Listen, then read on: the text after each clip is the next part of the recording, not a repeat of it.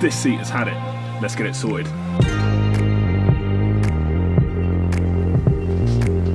Right, so today we're going to be taking a look at this CB500 seat.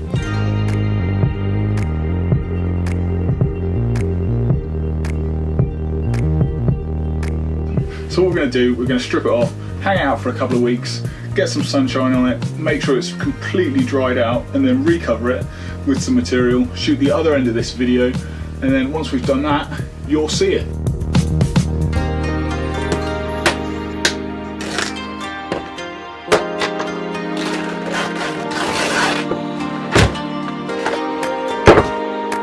So that took about 10-15 minutes. What we're going to do now is hang it out to dry. Hopefully that will get rid of all the moisture in the foam. Then we can remove the rest of the staples, and then when the fabric comes, it's just ready to staple down.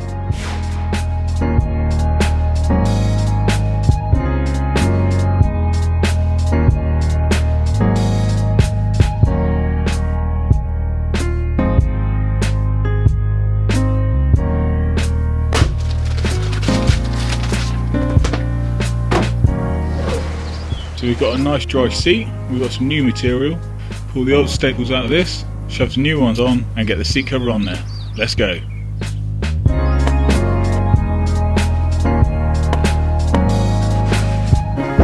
Right, just before we cover this thing over, I found some additional foam which should hopefully give us a little bit more comfort on long rides.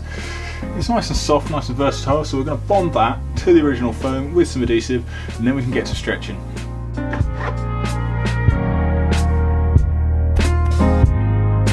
Right, before we get onto the fun stuff, a quick word on staples themselves. I'm using 6mm, it's what the factory uses. I've used longer ones in the past and it caused it to puncture the foam and eventually puncture the seat cover itself, causing it to fail. So 6mm, that's the way I'm going. Let's get going.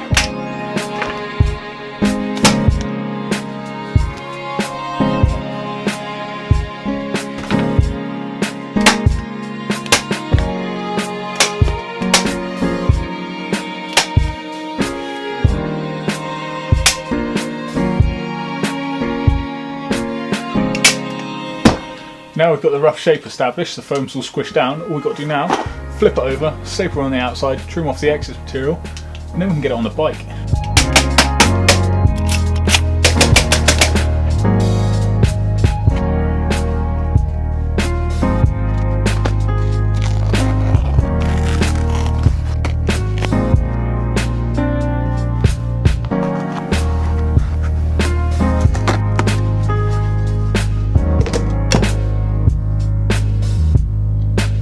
So that's how to make an inexpensive seat cover. The material was £6, the staples another £2, so all in all that's a cracking bargain.